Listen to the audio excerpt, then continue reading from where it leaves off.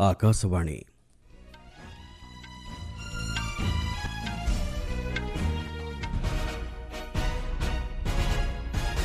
संवाद पढ़ुछन्ते चंदन घोष।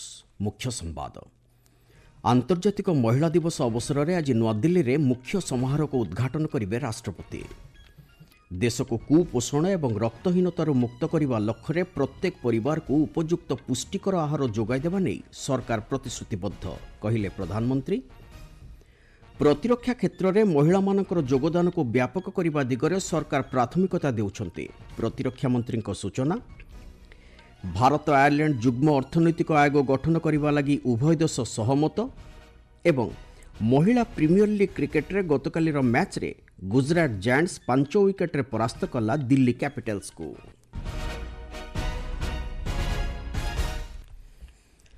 आंतर्जातिक महिला दिवस आज विश्वव्यापी पालन करा जाउछि। आजिर दिन में सांस्कृतिक आर्थिक जातिगत और भाषागत निर्विशेष विश्वव्यापी महिला मानकु सेमानकर सफलता पई सम्मानित करा जायथाय। चलित वर्ष आंतर्जातिक महिला दिवसर वार्ता हेउछि समस्त महिला और बालिका मानक पई अधिकार समानता और सशक्तिकरण। प्रधानमंत्री नरेंद्र मोदी किछि दिन पूर्वे देशर महिला मानक सेमानकर प्रेरणादायी जीवन यात्रार अनुभूति नमो आप माध्यम जणाइबाकू आह्वान देइथिले। प्रधानमंत्री सामाजिक गणमाध्यम आकाउंट्स माध्यम महिला माने आज सेमानकर एही वार्ता और अनुभूति बांटी पारिबे बोली श्री मोदी कहिसंती। एही स्वतंत्र अभियान महिला मानक सफलता और अवदान को जनसाधारण निकट में पहुंचाइबा सहित अन्य मानकु अनुप्राणित करिबारे सहायक हेबो। एही अवसर में आज नूआदिल्ली में अनुष्ठित हेबथुवा एक जातीय सम्मेलन को राष्ट्रपति उद्घाटन करिबे। महिला और शिशु विकास मंत्रालय आयोजित नारी शक्ति विकसित भारत शीर्षक एही सम्मेलन में मो भारत स्वेच्छासेवी अंगनवाड़ी कर्मी आशाकर्मी एवं स्वयं सहायक गोष्ठीर सदस्य मानक समेत सेनाबाहिनी अर्धसामरिक बाहिनी दिल्ली पुलिसर अधिकारी माने जोगदेबे। सम्मेलन में विश्व बैंक यूनिसेफ यूएनडीपी महिला जातिसंघ और यूएनएफपीए सदस्य माने मध्य उपस्थित रहिबे। राष्ट्रपति द्रौपदी मुर्मू आंतर्जातिक महिला दिवस अवसर में देशवासी को अभिनंदन जणाइछन्ति। ए संपर्क एक वार्ता दे राष्ट्रपति कहिसंति विभिन्न क्षेत्र में महिलांकर सफलता एवं देश तथा समाज प्रति सेमानकर अनन्य अवदान को सम्मान जणाइबा लागि आजिर दिन एक अवसर प्रदान करिथाए। महिला माने हेउचंती परिवार समाज तथा देशर भित्तिभूमि। विभिन्न प्रतिकूल परिवेश तथा आह्वान सम्मुखीन होई मध्य विविध क्षेत्र में सेमाने सफलतार सह निजर परिचय सृष्टि करिपारिछन्ति बोली श्रीमती मुर्मू कहिसंति। महिलांकर सामाजिक अर्थनैतिक स्थितिर सशक्तिकरण उपरे से गुरुत्व आरोप करिसंति। महिला माने अग्रसर हेबा लागि जेभली प्रत्येक क्षेत्र में समान सुविधा पाई परिबे सेभली एक सुरक्षित समाज गठन दिगरे ब्रती हेबाकू राष्ट्रपति देशवासी को आह्वान दैछन्ति। एही अवसर में राष्ट्रपति श्रीमती मुर्मू विभिन्न क्षेत्र में सफलता हासिल करथिबा महिला मानकू अभिनंदन जणाइबा सह सेमानकर उज्जवल भविष्यत कामना करिसंति। आंतर्जातिक महिला दिवस अवसर में प्रधानमंत्री नरेंद्र मोदी आज गुजरातर नवसारी जिला अंतर्गत बांसीबोर्सी जिले में अनुष्ठित हेबाकुथिबा लक्षपति दीदी कार्यक्रम में जोगदेबे। एही अवसर में प्रधानमंत्री लक्षपति दीदी सहित भाव विनिमय करेंगे।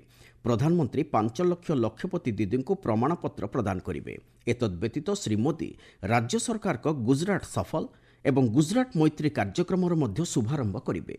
ए संपर्क में अधिक सूचना देइछन्ति आम संवाददाता। नवसारी के वासी बोरसी में आज होने वाले लखपति दीदी सम्मेलन में नवसारी वलसाड़ और डांग जिलों की 1 लाख से अधिक महिलाएं भाग लेंगी। इस कार्यक्रम के दौरान प्रधानमंत्री गुजरात के 25,000 से अधिक स्वयं सहायता समूहों की महिलाओं को 450 करोड़ रुपए की अधिक की सहायता प्रदान करेंगे। इस कार्यक्रम में श्री मोदी गुजरात सरकार की जी सफल और जी मैत्री पहलों का भी शुभारंभ करेंगे। आंतर्जातिक महिला दिवस अवसर में ओडिशा मुख्यमंत्री मोहन चरण माझी आज सुभद्रा योजनार द्वितीय किस्ती सहायता राशि प्रदान करेंगे।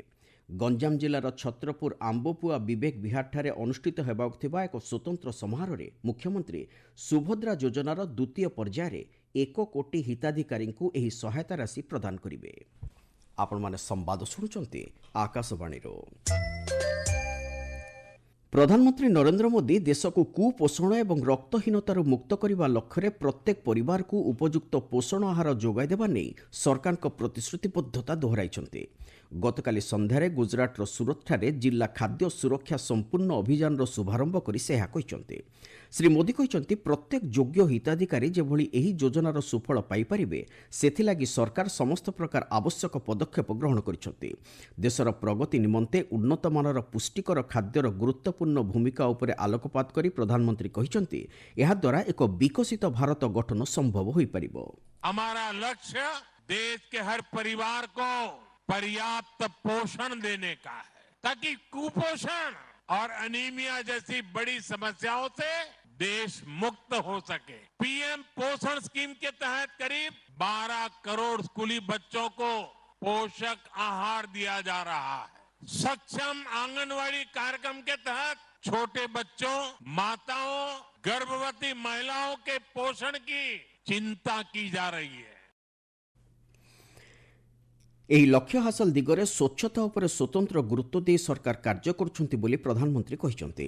ସେହିଭଳି ଗରିବ ଲୋକଙ୍କର କଲ୍ୟାଣ ଦିଗରେ ସରକାରଙ୍କର ପ୍ରତିଶ୍ରୁତିବଦ୍ଧତାକୁ ଦୋହରାଇ ଶ୍ରୀ ମୋଦି ପିଏମ୍ ଗରିବ କଲ୍ୟାଣ ଅନ୍ନ ଯୋଜନା, ସରକାରୀ ବୀମା ଯୋଜନା, ଏକ ଦେଶ ଏକ ରାସନ କାର୍ଡ ଭଳି ବିଭିନ୍ନ ଜନକଲ୍ୟାଣକାରୀ ଯୋଜନାଗୁଡ଼ିକର ସୁଫଳ ଉପରେ ଆଲୋକପାତ କରିଛନ୍ତି।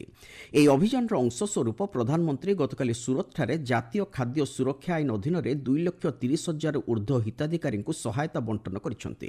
ଏହି ସମାରୋହରେ ଗୁଜରାଟ ମୁଖ୍ୟମନ୍ତ୍ରୀ ଭୂପେନ୍ଦ୍ର ପଟେଲ ଉପସ୍ଥିତ ଥିଲେ।